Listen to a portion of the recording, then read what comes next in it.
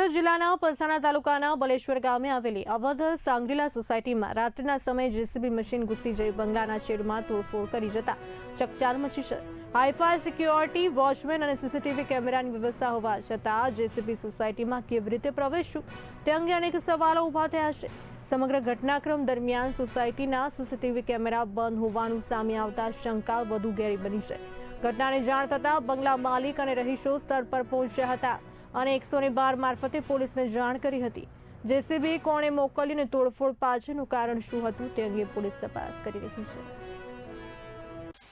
हाल एक वर्ष पहला आ 130 नंबर बंगलो लीधो ना बाजू में मार्जिन दस्तावेज वाली मारी जगह है तहाँ पार्किंग माटे शेड उभा करता था।